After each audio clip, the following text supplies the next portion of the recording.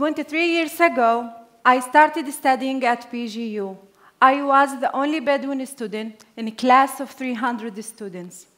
I was one of 5 female Bedouin students on the whole campus.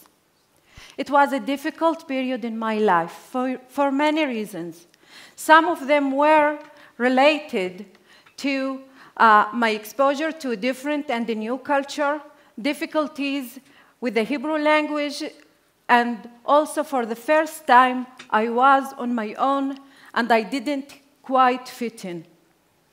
Still, I am grateful for that period because I learned not to try to fit in, but rather to embrace the fact that I am different and acknowledge that all those differences make me the person I am, both in personal and professional levels.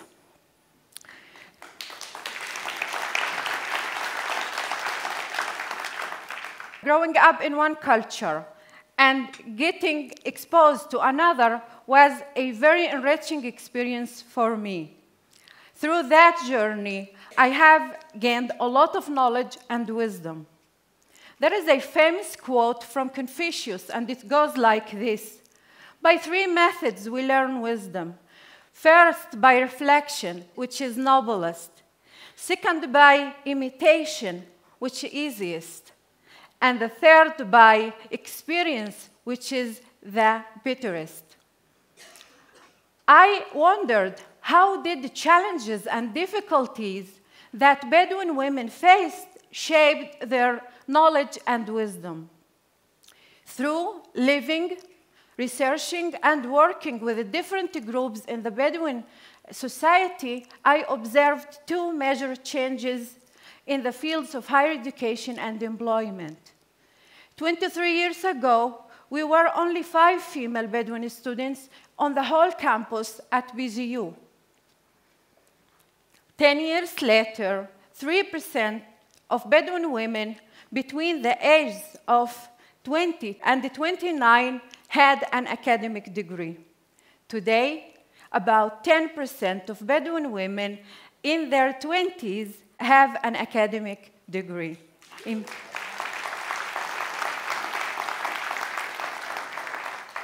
Amazing change. I believe many factors led to this important change. One important factor, one major factor, is related to the role of first women in higher education. And these women paved the way and opened the gateway for the next generations. Quickly, this path, the education path, became the preferred one for getting out of poverty. The next interesting change is related to employment. More Bedouin women from different age groups, young, middle-aged, and even elderly, entering the job market. 15 years ago, only 5% of Bedouin women were in the job market. Today, the rate has jumped to 40%. Another amazing change. Important question is why these important changes are mainly involved women. The main reason is related to the ability and the power of women to adapt to changes and the challenges in a society experiencing dramatic changes and stressful realities.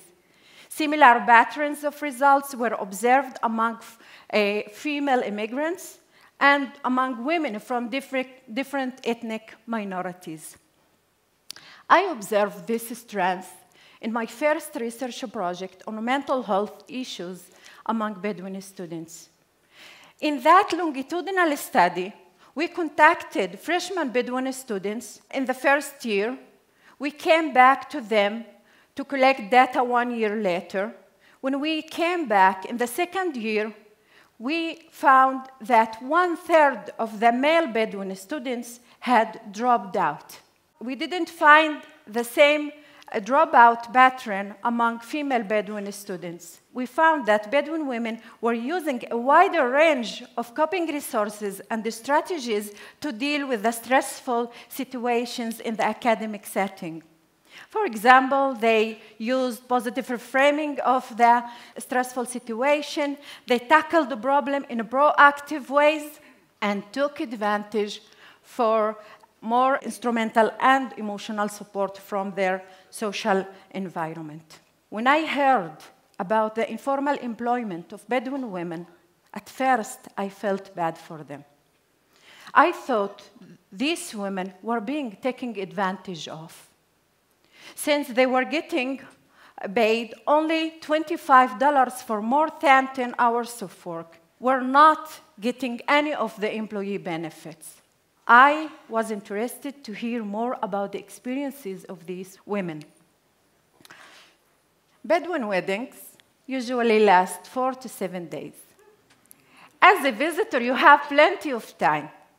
I use this opportunity to hear firsthand about what happens at these workplaces and to get to know more about the experiences of these women. I was shocked to learn that these women they are not complaining about the difficulties in their work.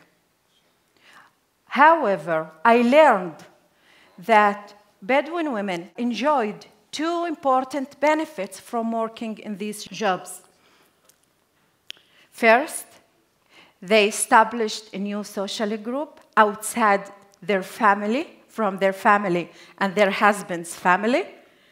They were able to spend time together, joke around, relieve tension, and they have the opportunity to share personal problems, the thing that they couldn't do with family and other relatives. Second, by earning money, even if a small amount of money, these women became breadwinners. And they were able to adapt a powerful role in their family. They were able to provide financial help and support to their family members. Many of them initiated a different project around the house, redoing the kitchen, buying new furniture. The way they made it work with a very little amount of money was very, very impressive. They appointed a group of trusted women, shared with them a fixed amount of money on a monthly basis. Each month, a different woman held the cash box. These women initiated and developed a doable financial mechanism to help themselves at the same time to help other women.